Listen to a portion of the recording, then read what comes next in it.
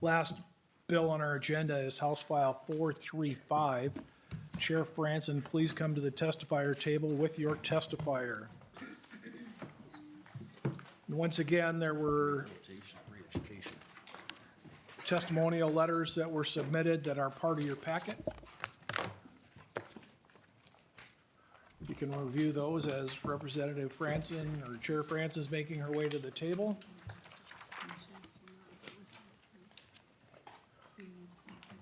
And Ms. Beckman, you'll be next up if you could approach the table too.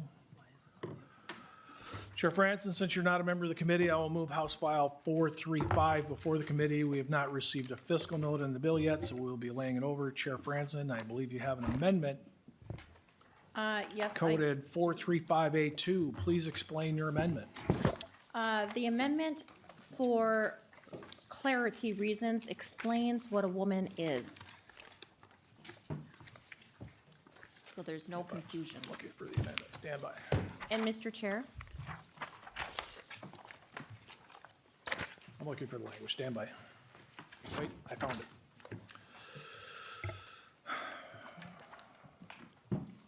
Thank you. I will move the A2 amendment on your behalf. All in favor of, oh, we have discussion on A2 amendment. Who's first?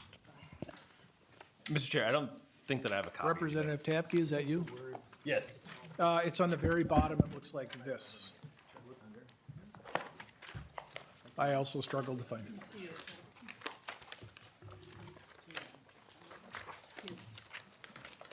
Oh, found it. Thank you, sir. Did you have a question, Representative Tapke? Nope. Representative Franson, this is an author's amendment. I will move the amendment.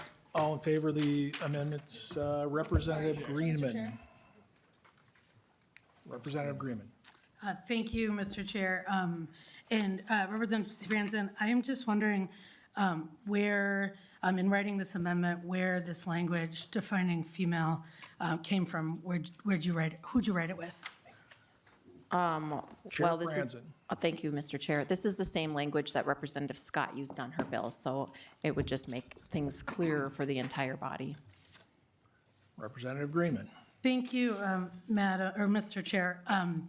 I noticed when we were doing some background on this that it's the exact same definition, almost word for word, from the Heritage Foundation's model legislation, the Heritage Foundation that wrote and authored Project 2025.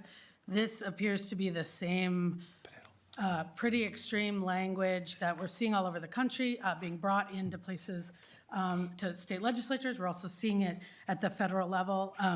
It is not language that I think looks like the conversations we've been having here in Minnesota.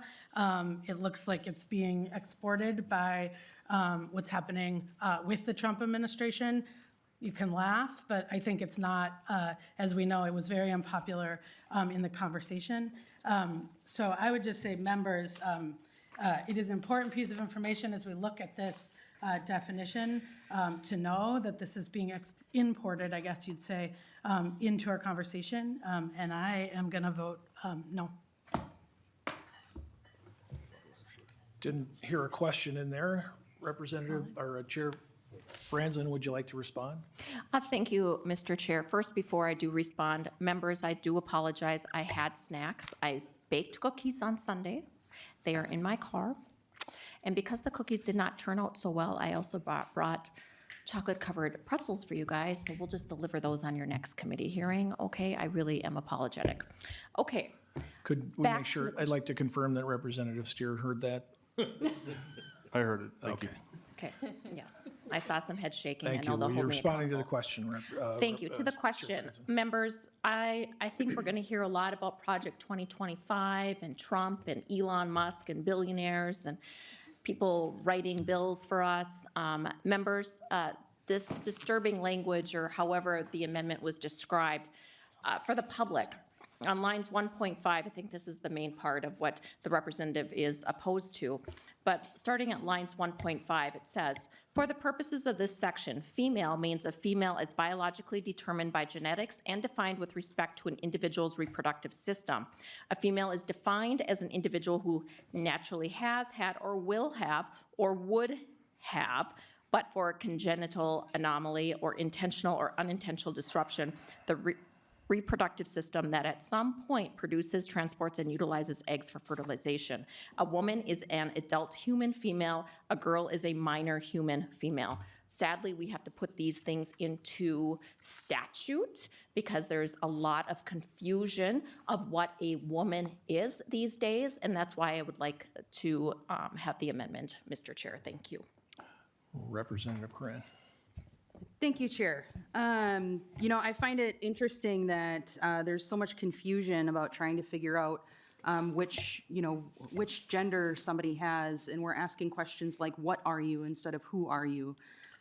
First, on its face, I find that really disturbing. I also think it's pretty telling that so many folks are confused about biology and what it means, through the course of DNA, how people develop as humans. I think we can bring this back to the average, understanding and education level across this country, that most adults don't have a basic understanding above an 8th grade level. And I think that's what's in this amendment here, is a severe lack of education directly in this language that clearly shows the lack of understanding of science. And so, on its face, this is not scientific. This is completely, it's dehumanizing for every person, because not every person will produce, transport, or utilize eggs for fertilization, or sperm, if we wanted to go that far, right? People are much more complex than the binary. Science supports that. People in our neighborhoods support that. I'm getting so many emails about, trying to stay away from this very definition because of so many difficulties that people have faced, because their biology does not fit into these two buckets that you're proposing on this sheet. And those two buckets that you're proposing are based on a woefully inadequate education. And so I would highly recommend that folks who are introducing amendments or bills that have anything to do with biology or genetics actually have a sound foundation of genetics in the conversation. I know in another committee, somebody attempted to bring a geneticist who went back to creationism as her science that was relied upon. And we're not talking about creationism. We're not talking about who is sort of by divinity supposed to follow one path or another. We're talking about human beings and how human beings develop. This is complex. It is way more complex than the binary. This should be offensive to every single person. Chair Franzen, would you like to respond? Mr. Chair, sometimes it's best just to let people talk. All right. Is there any other questions on the amendment? All in favor of the amendment, say aye. Aye. All those opposed, nay. No. Amendment carries. Chair Franzen, as to your Bill 435 as amended, please begin your testimony. Thank you, Mr. Chair, members. I'm not going to belabor the point. This is really just a common sense bill. This is about protecting women. This is a women's rights bill. This is a human rights issue for women. This would require the Commissioner of Corrections to only house biological females at the Minnesota Correctional Facility in Shakopee. Requires the Commissioner to transfer any non-biological females housed at Shakopee to another prison within 7 days of enactment of the proposed law. Mr. Chair, we do have testifiers both for and against this bill, and so I'm ready to proceed when you are. Please call your testifier up. I believe it's Ms. Beckman.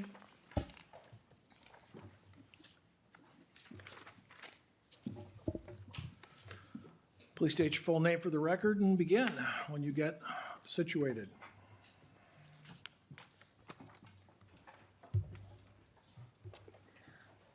My name is Alicia Beckman. Thank you, Mr. Chair and members. My name is Alicia Beckman, and I work for the Department of Corrections as a GED teacher beginning the fall of 2013 at Lino Lakes and transferred to Shakopee, where I remained for just shy of 10 years. I have a bachelor's degree in criminal justice, a master's degree in education, and I'm a licensed teacher in the state of Minnesota. In June of 2023, unbeknownst to myself, frontline staff, and roughly 600 female offenders, Christina Craig Lusk, a biological male, was transferred to Shakopee Correctional Facility after he successfully won a lawsuit against the Department of Corrections. This decision, supported by the commissioner, opened the floodgates for the nightmare that was to follow. Multiple incarcerated men were able to manipulate the system and transfer to Shakopee thanks to an ambiguous policy riddled with loopholes that allowed the transfer of these biological males. The men who ultimately transferred to Shakopee included at least 2 sex offenders and 1 murderer with a violent history during his incarceration over the past 30 years. At no point were the staff of Shakopee given a voice. We were handed the policy and given a directive to follow it. The only training received had to do with definitions and vocabulary as it related to gender and sex. Upon voicing my concerns via chain of command regarding this new policy, I was simply told I needed to follow it. It was clear that there was no fighting this from inside. Each day, the women of Shakopee must face their fears and subject themselves to re-traumatization and re-victimization by having biological males housed within close proximity to them. Each day they wonder, will my co-defendant or ex try to transfer here? Will the man who sexually exploited me through prostitution try to transfer here next? A large percentage of incarcerated women have been victims of sexual, emotional, and physical abuse at some point in their lives. So putting violent sex offenders within close quarters to them seems punitive and counterproductive. At no point were the roughly 600 women of Shakopee given a voice in this matter. Instead, the voice of one trumped theirs. The purpose of incarceration is twofold: for punishment and to keep society safe. Once incarcerated, the Department of Corrections has an obligation to provide a safe incarceration. Putting the request of one offender's needs or desires above all others seems to negate the safety component. Roughly 90% of incarcerated individuals will be released back into society after completing their prison term. Subjecting these women to being housed with biological males is not conducive to their healing, recovery, and overall preparation to be successful upon release. For years, gender responsiveness was the big push at Shakopee.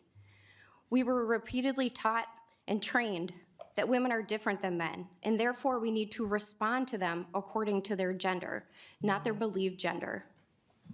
Evidence-based practices that are in place at Shakopee were written for women, not men. The Department of Corrections has taken the stance that they have an obligation to provide medical treatment to include gender dysphoria. However, transferring men to a women's prison has nothing to do with medical treatment.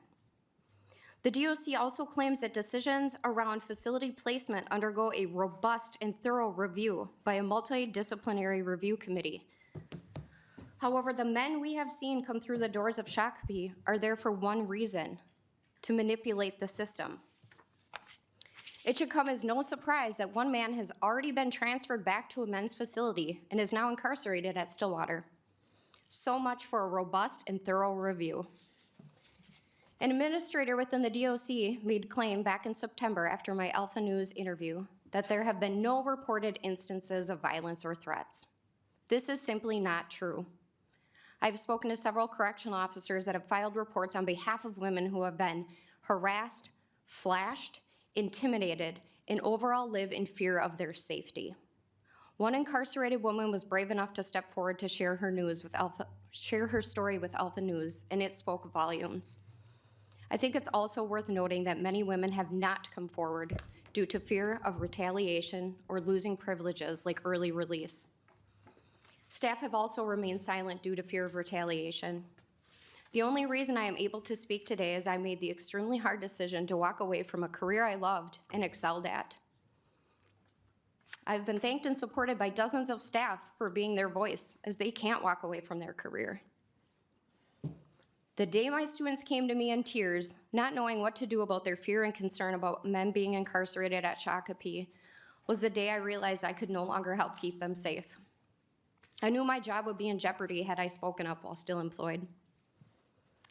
The environment at Shakopee shifted drastically in June of 2023 for staff and offenders and continues to be an issue today. Staff are being forced to ignore science, their morals, and to put their safety in jeopardy. Female officers are forced to do strip searches on biological males. Can you imagine what these officers have to face each day? In what world is this appropriate?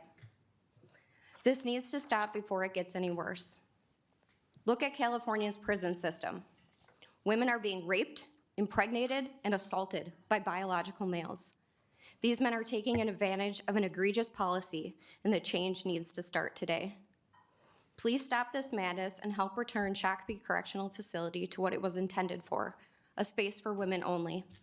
We have a duty and obligation to them, not violent, sexual predators looking for an easy incarceration, protective custody, an attempt at early release, and the opportunity to prey on vulnerable women. Thank you.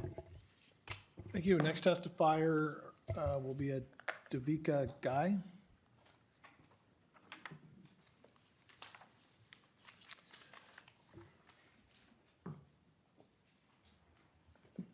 Please state your full name and begin your testimony.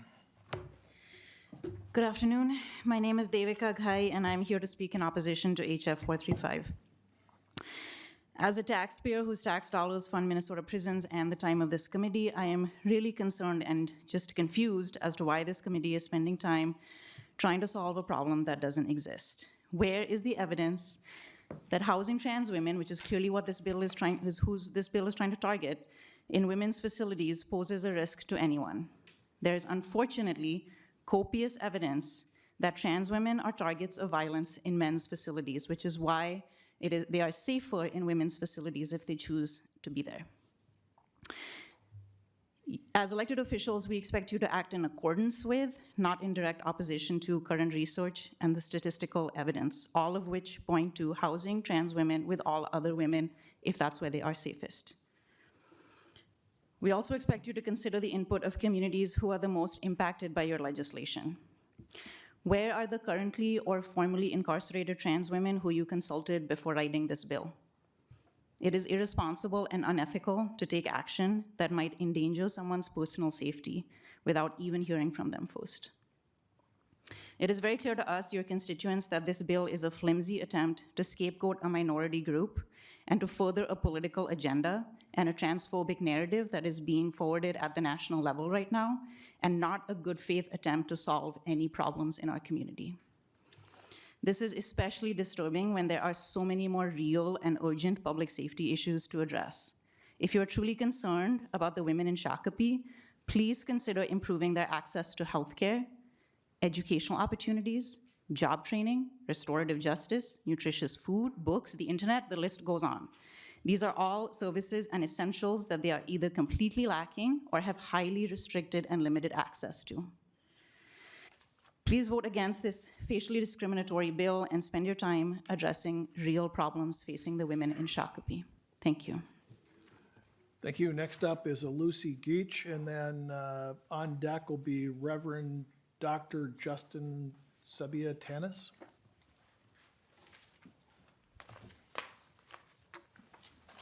Once again, please state your full name and begin your testimony. Thanks so much. My name is Lucy Amelia Geach, and Chair, members of the Public Safety and Finance Commission. Thanks for the opportunity to testify today. HF435 is a discriminatory and pernicious bill. The rigid hyper-scrutiny espoused by this bill catalyzes discussion around the bodies of incarcerated trans people in a way that I am already deeply familiar with. As the auntie of a niece, the sister to a sister, and the daughter to a mother, I know deeply that our bodies as women have been scrutinized and castigated for generations. I'm here because I care about the safety of women, of all women, of women serving in the military, of immigrant women, of trans women, of grandmothers, stay-at-home moms, and women working in government. I'm here because I consider trans women to be my sisters, and I do not want to see any of my sisters being forced into men's prisons.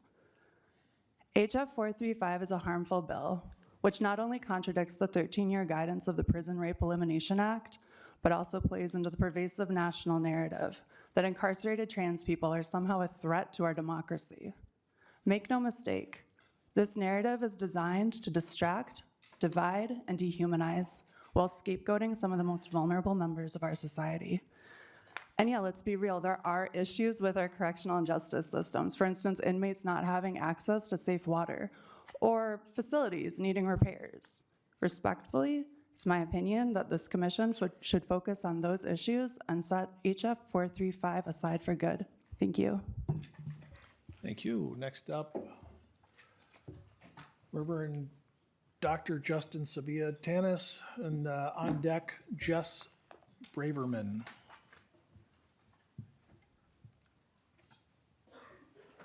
Please state your name again for the record and begin your testimony. I am Reverend Dr. Justin Sabia Tanis. Thank you for the opportunity to testify before you today. I come here as a pastor and a seminary professor in Christian ethics. For many years, I've studied violence and discrimination experienced by the transgender community. Based on that knowledge, I am deeply opposed to this bill.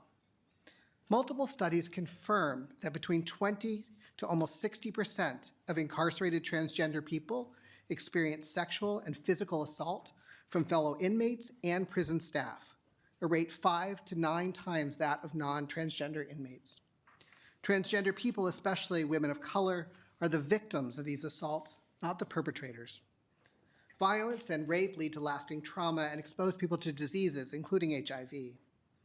The courts have been clear that subjecting people to assault, rape, and disease is not an acceptable consequence of incarceration.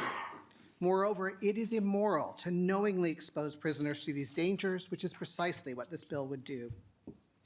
One respondent to a study I co-authored commented, quote, "I was arrested one day regarding something minor. Due to my gender being marked as male, I was put in with the men. Within 15 minutes, I was raped by 3 different men. My mother even called and warned the officers not to put me in with the general population as I would be an easy target. When I got out, I tried to seek help from victim services, but was denied." End quote. This is precisely the type of harm that results from prioritizing biology at birth alone when it comes to determining inmate placement. I am well aware it is popular right now to target transgender people. Yet one of your responsibilities as lawmakers is to ensure that society does not follow mob rule, but protects those who are in the minority. Because the right to live our own lives according to our conscience is part of what it means to be free people. Transgender people share that right along with every other Minnesotan. To deliberately subject transgender women to additional and unnecessary suffering diminishes the moral standing of our state. It is an ethical violation that serves no purpose. I urge you to vote against this. Thank you very much. Thank you. Jess Braverman. Please state your name and begin your testimony. Good afternoon. My name is Jess Braverman, and I'm the legal director at Gender Justice. It's really hard to sit here and listen to people misgender my client, Christina Lusk, repeatedly without anyone stepping in to stop it. It's wrong, it's disrespectful, and I can't believe I'm sitting here listening to this. In my career, I've represented thousands of people who have crossed paths with the criminal legal system as victims and perpetrators, many in both capacities.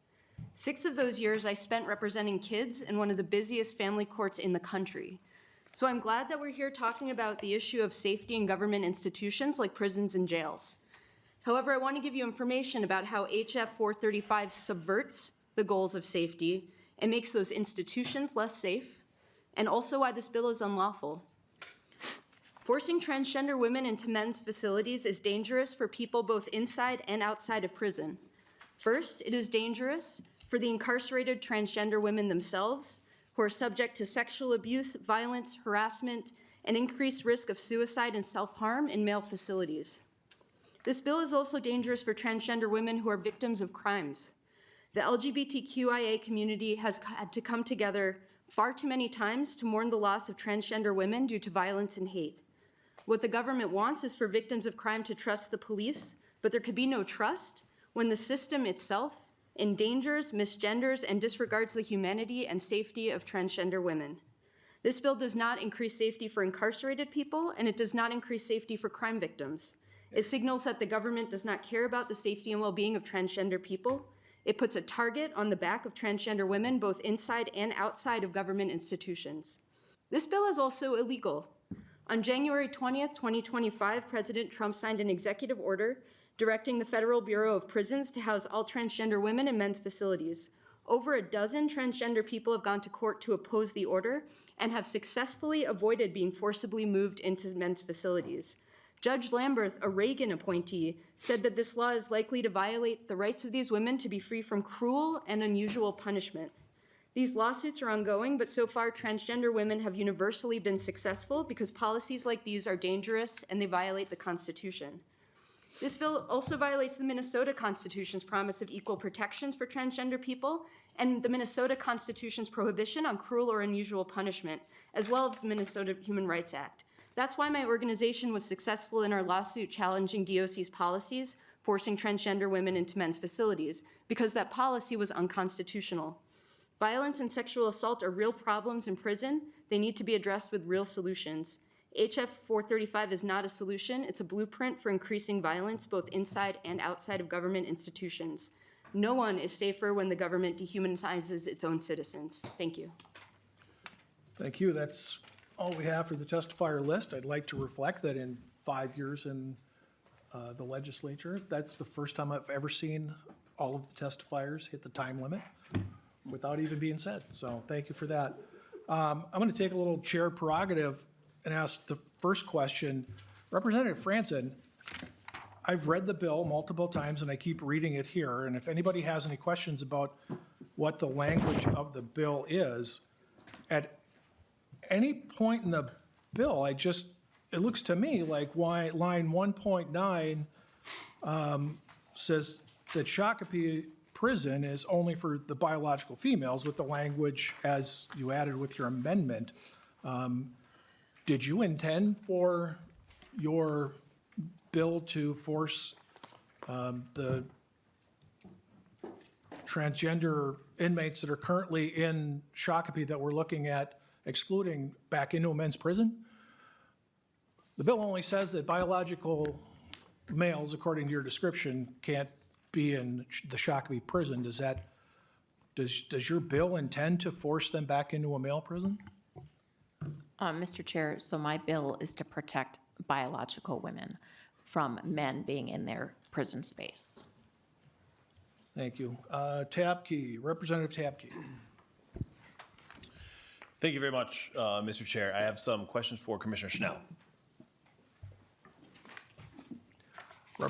Chair Franson. Yep, I got it. I have some questions for Commissioner Schnell. Oh, for Commissioner Snell, sorry. I was getting names written down. Commissioner Snell, state your full name again and begin your test, or add the Representative Tabke. Go ahead with your question.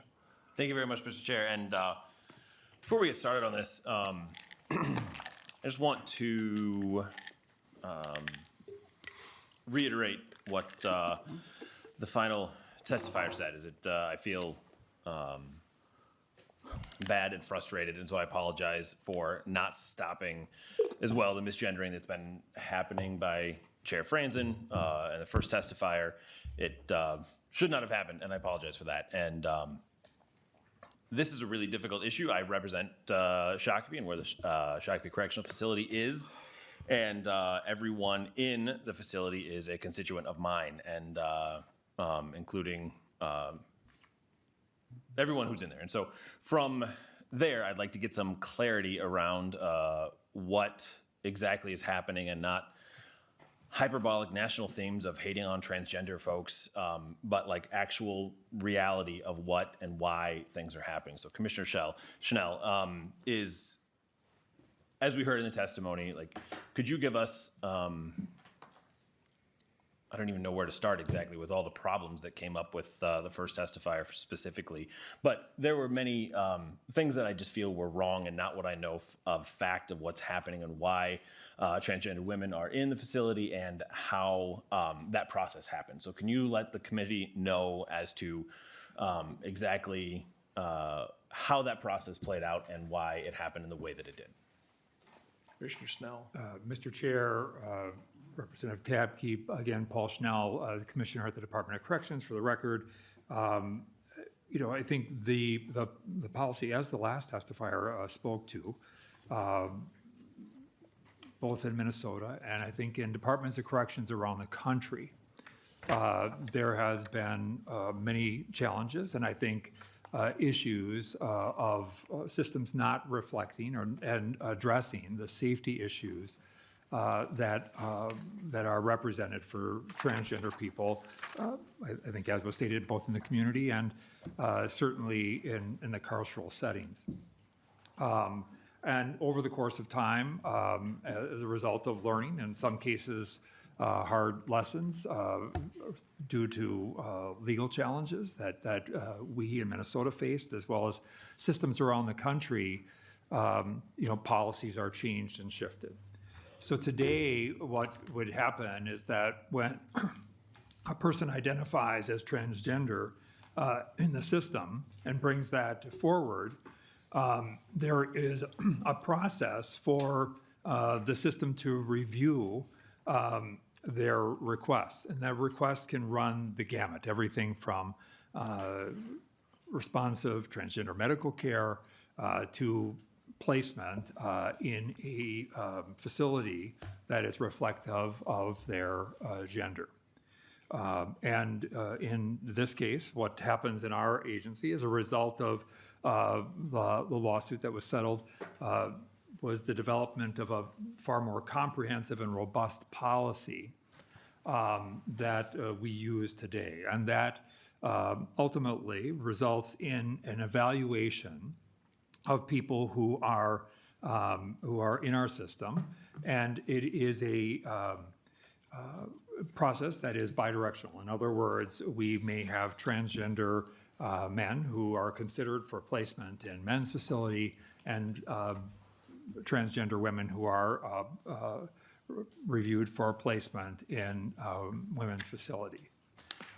We assess the risk of both physical and sexual harm, and that is the broadest range of risk because, as was pointed out, and as is certainly the case, we know that transgender people in general do face really unprecedented safety challenges in the community as well, and perhaps in particular in the carceral setting. So what ends up happening is when they're identified, they are assessed and reviewed by both our behavioral health and medical staff, and ultimately there is a review of the requested service or placement that considers and evaluates 9 separate factors. And that is really, those factors are pretty comprehensive, and that includes things like perpetration of physical and sexual assault, programming needs, gender expression, the assigned security levels, and certainly the individual's own views with respect to their own safety, which must be given serious and quantifiable consideration. So on the basis of that, a particularly trained agency gender identity committee makes a recommendation to the deputy commissioner, and the deputy commissioner then, in consultation with the commissioner, makes a decision about placement in a facility. Medical decisions are made by appropriately trained and qualified medical personnel with regard to providing responsive medical care to transgender individuals. But that's at the highest level kind of what the process looks like. Representative Tackey. Thank you, Mr. Chair, and thank you for that explanation, Commissioner. So when this all came forward, and I do agree with Chair Franzen that there are absolutely concerns and discussions that should happen as this process is moving forward. And I have heard from inmates in Shakopee that they wish that there had been a different process for transgender women coming into the facility. And so from there, can you talk about why that happened the way it did in the federal government's requirements on how that process worked? Commissioner Snell, but let's keep this to the state matters, please. Yeah, so, Mr. Chair, Representative Tabke, I think what ended up happening was when the settlement was reached relative to the lawsuit, the objective was to make that placement in as soon a time frame as possible. But I want to be really clear about something, that what happens in prisons, and I think you have to understand the context here. What happens in prisons is that every single day, regardless of whether we're talking about trans people or not, there is a lot of different issues that have to be managed inside prison settings, a host of them. How do you manage people who may have a victim family member in that same facility? What about security threat groups or gangs? There's just a range every single day that DOC staff are dealing with issues around safety. And so the objective and the goal is really to manage safety in the broadest sense. It's not a perfect science. There is no such thing as a perfect science when we're dealing with human beings. But what we end up doing is managing safety to the fullest extent possible. Now, would it have been nice to I think, have a long runway and to prep people? Yes, and there's no doubt about that. And I think, we've learned from our own mistakes here along the way. These have been, as I mentioned, challenging not just for Minnesota, but really across the entire country. And yet, I think what's clearly happening, and where the courts have landed generally, and certainly where medicine has landed, is that it is critical that departments of corrections provide responsive gender care. Representative Tabke. Thank you much, Chair Novotny. So I just have two very quick, short questions here. I just want to make sure that we're all understanding the fact that this has been a deliberate process that has been done within the law as best as we can possibly do it, dealing with a whole variety of factors that are coming into this. So how many folks are there within the correctional facilities across the state of Minnesota? Commissioner Snell. Mr. Chair, just want to clarify, you're talking about number of people in the system put Yes, sir. together? About 8,300. And Mr. Chair, I got one. You said that last time. No, I said two quick questions is what I said. Representative Tabke. And then Commissioner Chanel, how many transgender people do we have within the system as well? Commissioner Snell. Mr. Chair, Representative Tabke, 49 people have identified this is system-wide as transgender male or transgender female. Thank you. Representative Hollins. Thank you, Mr. Chair. My questions are also for Commissioner Schnell, so don't leave yet. So I think it was the testifier, Jess Braverman, who brought forth the court decision, I believe it was from the DC District Court, around the constitutionality of the executive order that came forward from Trump. And so my question is, if this bill were to pass into law, do you anticipate a lawsuit coming forward? Commissioner Snell. Mr. Chair, Representative, I think, relative to the executive order itself, which doesn't apply to us, obviously, but I think I would expect that we would face a constitutional challenge. Representative Hollins. Thank you, Mr. Chair. Thank you, Commissioner Schnell. And for people who are listening, can you explain when there is a constitutional challenge to a law that is passed? It's not us as legislators who make the laws that are responsible for going to court on that. Who would be responsible? Who would be, going to court on this issue? Commissioner Snell. Mr. Chair, it would be the Attorney General's office on behalf of the Department of Corrections who would be defending that. Representative Franson would like to get in. Representative Franson. Thank you, Mr. Chair. Members, I believe that over the last 2 years, and I bet Representative Hudson would be able to explain, as well as Representative Engen. But there were quite a few bills that were brought forward to the House floor over the last 2 years that Republicans also raised constitutional issues with that. And I just want to say that it's done on both sides of the party. So it's not just, today we're finding out something we should not be doing. This has been done over the years, and we are having a conversation today, which is why this bill is forward. Thank you. Representative Hollins.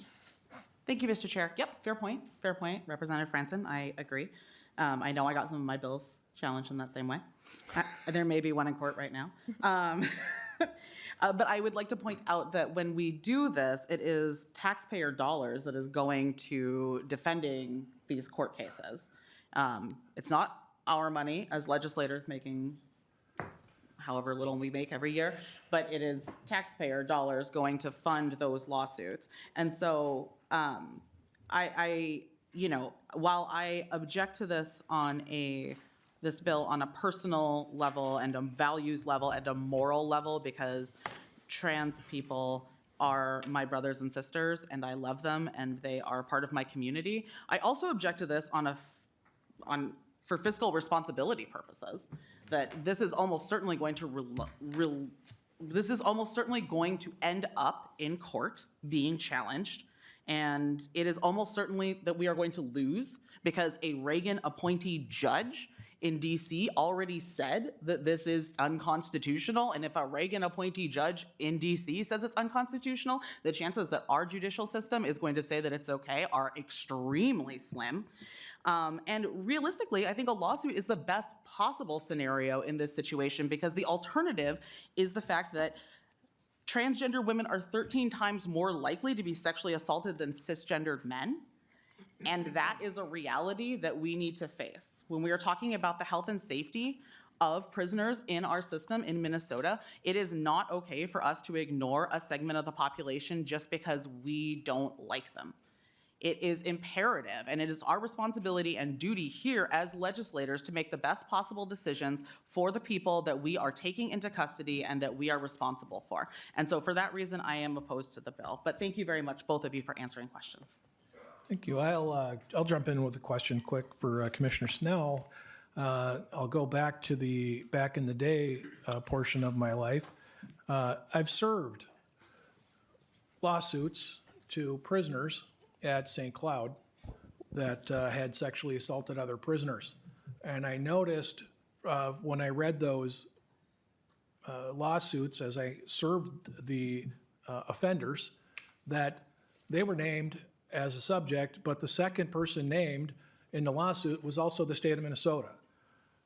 Has something changed, or if there's a sexual assault by any person that's in this prison, does the state of Minnesota get sued over that also, Commissioner Snell? Mr. Chair, yes, I am regularly subjected to and served with lawsuits on behalf of the state for a host of legal challenges. Thank you, Commissioner Snell. So I guess the question is, what do you want to be sued over? Representative Whitty, did you have a question? Thank you, Chair Novotny. You know, I think the crux of all of this is safety. I think, Commissioner, you're trying to do that. I think as we look at everyone involved, it's the safety piece of it. And I wish there would be more discussion in how this, I do think it was thrown right at you. But I think that's the part that was missing. And I appreciate all the testifiers' thoughts. You're hearing them from someone who's worked in the system, has served, to other groups, and I think those pieces are all relevant for us to hear. My question to you, Commissioner Schnell, is there any co-ed prisons throughout the United States? Commissioner Snell. Mr. Chair, Representative Whitty, not that I know of off the top of my head. And then I would ask you, Representative Whitty. Commissioner Schnell, it would be very difficult to probably protect everybody in those settings, correct? Commissioner Snell. Mr. Chair, again, as I said earlier, we face a lot of challenges in prisons, and there's always challenges in terms of how do you protect people's safety. Thank you. So I'll just end with this, and I appreciate you answering. Representative Harder. I don't think there's a perfect way, but we're trying to figure out what's the best way to keep everyone safe. Thank you. Representative Harder. Thank you, Chair Navani. My question, I have a few for you, Commissioner Chanel. If you remember, we met a couple years ago at the Shakopee Prison. And I got a tour and met 4 ladies, and they were all very nice. They were, all of them said basically that they were friends with the wrong people, right? And they made the wrong choices. So hopefully the 4 that I met there, at least 3 of them are on their way to hopefully turning their lives around. I am aware, the first testifier who talked about concerns from the employees, and I do know someone that does work for the facility and had relayed some of those same concerns.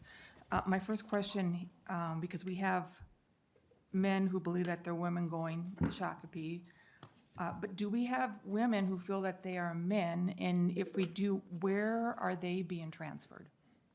Commissioner Snell.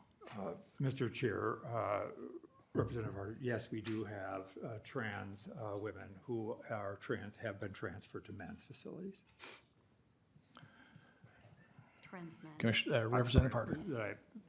Can we clarify that, please? I'm sorry. Commissioner Snell, clarify. Misstated something. Yes, we have had trans men who have been transferred to men's facilities. Representative Harder. Thank you, Chair Navani. Okay, and that's going to lead to another question. I'm concerned about the safety of all these people, trans or non-trans, right? People tend to be not so nice, and it doesn't matter if you're trans or not. There are some people that just are not very nice people. So Representative Harder, can you speak into the mic, please? I do. I have a question. So I'm concerned about the safety of, I guess, the men and the women now, because it appears from what I'm reading is that they are compelled to share rooms, that they sleep together, and perhaps these showers. And I would like to know, from your standpoint with your department, what is in place to ensure safety of all these people, trans or not trans? Commissioner Snell. Chair, Representative Harder, I think, there is a host of things. There are things in policy relative to the management of showering, for instance, and even the placement and housing people, trans women with other women in the facility is all managed through either the facility or the agency gender identity committees. And safety is the #1 priority or focus of those committees. So that this is all a managed process, much like we manage all safety factors within the correctional setting. Representative Harder. Thank you, Chair Novotny. So when I was at the Shakopee prison, I describe it as college-like. It's like being on a college campus. And the people are housed, if you don't know, I think they're referred to as pods. And I don't know if every facility is like that, because that's the only facility that I have been able to tour. So what we're hearing about safety for everybody, is there a reason why that perhaps people who identify as another gender, that maybe that they're in a pod by themselves? I mean, they would still be together with the general population, whatever that they're doing, working or whatever, but sleeping or showering, is there the opportunity that they could be doing this separately? Commissioner Snell. Mr. Chair, if I'm understanding correctly, are you asking if it would be something that could be arranged to have like a trans unit within a facility? Is that, I guess I'm just trying to understand the question. Representative Harder. Thank you, Chair Navani. I'm trying to figure out where I'm going with this question. So we have people, and they're not comfortable, right, sleeping or showering with the transgender people, right? They're not comfortable. They have voiced those concerns. Are we addressing them in a way that makes these people feel comfortable? So, for example, if someone is housed in a room and they're not comfortable, does the department do something about that? Commissioner Snell.